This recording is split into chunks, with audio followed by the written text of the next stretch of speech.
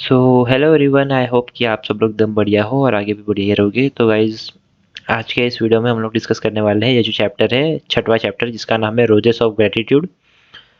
तो guys, gratitude का मतलब होता है किसी के प्रति थैंकफुल होना। तो चलिए इस वीडियो को हम लोग शुरू करते हैं। तो फर्स्ट पैराग्राफ में ये लिखा हुआ है कि ये जो स्टोरी है, this it is a story of Ajay Prasad who was a student and he worshipped his teacher miss Sheela Kumar who is tall and slender woman and her face wore a Syrian smile.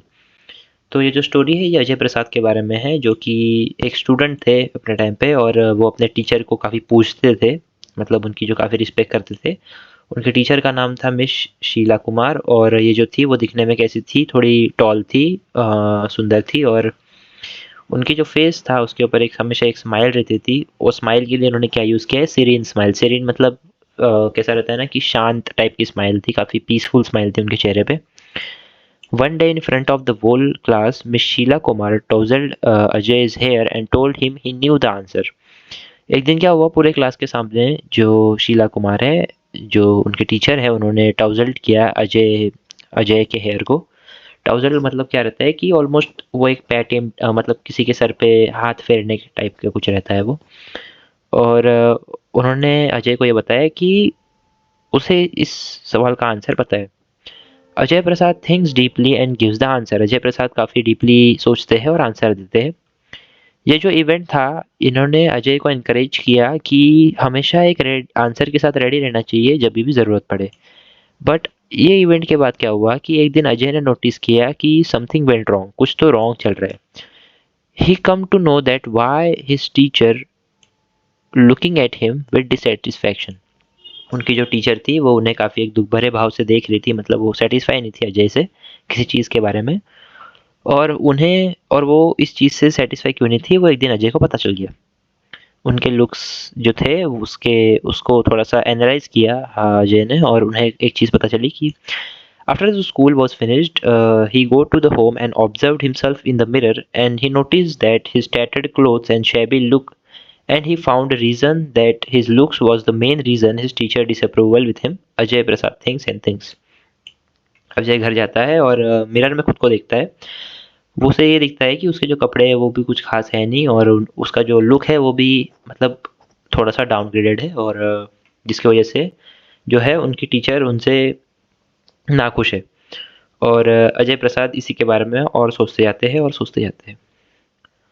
The next day, अगले दिन, he found that his ragged clothes, मतलब जो खराब कपड़े थे वो थे, और जो फटे हुए शूज़ थे टेनिस के, वो गेव हिम जेटर्स, मतलब उसकी जो इमेज थी उसे तोड़ रहे थे, ये जो चीज़ें थी वो सब, और उसका कॉन्फिडेंस गिर रहा था इन सब चीज़ों की वजह से। Belonging to the poor family he could not afford new clothes. देखिए, ये एक पुअर फैमिली से बिलोंग करते थे, और इसकी वजह से वो एक नए कपड़े और जूते नहीं ले सकते थे। उनके जो पापा थे वो as a foreman and iron foundry until 1950 when factory closed. Iron foundry जो थी उसमें काम करते थे, एज एन आयरन फाउंड्री में काम करते थे, फैक्ट्री में वो। और जब वो फैक्ट्री बंद हो गई 1950 में, तो ही वॉज लेड ऑफ, मतलब जॉब वगैरह सब कुछ चला गया था उनका। He has 4 children and his parents lived in an old 3 room house. उनके जो थे वो पेरेंट्स, उनके 4 बच्चे थे, उनमें से एक ये भी थे, और वो जो थे वो एक काफ़ी छोटे और पुराने टाइप के 3 कमरे वाले घर में रहते थे। He resolve that he would ask Miss Kumar that what went wrong and he huddled under his cover. तो इन्होंने एक प्रण लिया कि मैं पूछ के रहूँगा एक दिन मिस कुमार को कि गलत क्या हो गया मुझसे, या फिर क्या प्रॉब्लम हो गई। Next morning at noon, Ajay Prasad resolve method like an icicle in sunshine scarring his teacher new shoes shirts. After shopping, Ajay could not get time to express his feeling and thank her for the help she rendered. Soon the school was closed down and he lost the track of his beloved teacher before he had expressed his thank toward her. तो उनकी जो teacher थी, उन्होंने उनके life में आज तक जितनी भी हेल्प की थी, चाहे वो कपड़ों की हो या फिर किसी भी तरीके की एजुकेशन की, उसके लिए जो थे वो उन्हें थैंक्स कहना चाहते थे। और वो जो थे वो क्या हो गया था कि उनकी जो स्कूल है वो क्लोज़ हो गई थी। और स्कूल क्लोज़ होने के बाद क्या हुआ था कि उनका जो कॉन्टैक्ट है वो अपने टीचर से पूरी तरीके से टूट गया था। और जैसे ये जो 2 रास्ते हैं, ये एक रास्ता है जिसके ऊपर उनकी वो और उनके टीचर चल रहे थे। वो एक रास्ते की तरफ उनके टीचर चले गए और एक रास्ते की तरफ वो चले गए, मतलब उनका कॉन्टैक्ट पूरी तरीके से टूट गया। In the course of time he completed his education and became an engineer. इसी दौरान क्या हुआ कि उन्होंने अपना एजुकेशन कंप्लीट किया और वो एक इंजीनियर बन गए। ही मैरिड, उन्होंने शादी की और वो जो थे वो पापा बन गए थे 2 लड़कों के 40 साल की उम्र में। लेकिन उसके बाद क्या हुआ कि अजय को एक काफ़ी बड़ा वाला हार्ट अटैक आया था और जब वो अपने बेड पे लेटे हुए थे हॉस्पिटल के, तब वो अपने टीचर को याद करते हैं। Then he wrote the letter to his old school. तो उन्होंने क्या किया, वो उन्होंने अपना एक लेटर लिखा अपने पुराने वाले स्कूल को और उन्हें रिप्लाई मिला उस साइड से। लेकिन वो जो रिप्लाई था वो मिसेस कुमार का नहीं था, वो उनके सन का था, बेटे का था। मिसेस कुमार का जो सन है वो उन्होंने उससे ये बताया कि जो टीचर और उनके जो हस्बैंड थे, मतलब उसके जो मम्मी पापा थे, वो देहरादून शिफ्ट हो गए थे उनके रिटायरमेंट के बाद और वो अभी यहाँ नहीं रहते करके। And he also got the phone number.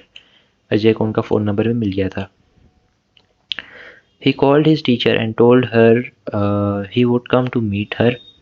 तो अजय ने अपने मैडम को फ़ोन किया और उन्हें बताया कि वो उनसे मिलने आएगा। और he took the train and go to Dehradun. उन्होंने ट्रेन पकड़ी और सबसे पहले देहरादून गए। वहाँ जाने के बाद उन्होंने एक टैक्सी जो थी उसे हायर किया, मतलब टैक्सी को बुक किया और एक रोज़ का जो बुके रहता है उसे उन्होंने परचेज़ किया अपने टीचर के लिए। और वो क्या किया उन्होंने कि वो डायरेक्ट मिसेस कुमार के रेजिडेंस पे चले गए, मतलब उनके घर चले गए। Finally he could meet her and got the opportunity to thank her. तो फाइनली जो क्या हुआ बाद में कि उन्हें वो पल मिल गया है जहाँ पे वो अपने टीचर को थैंक कर सकते हैं इतने मतलब टाइम के वेट के बाद।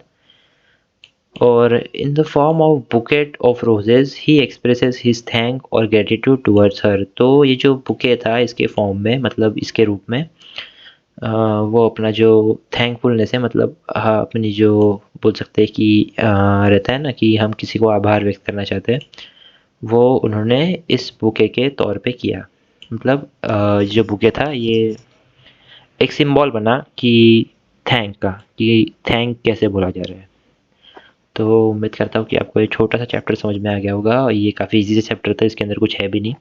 इसके जो क्वेश्चन आंसर्स है वो आप एक बार पढ़ के देख लीजिए और अगर आपको किसी भी तरह की डाउट आती है इसके क्वेश्चन आंसर्स में तो मैं आपकी हेल्प कर सकता हूँ इसमें।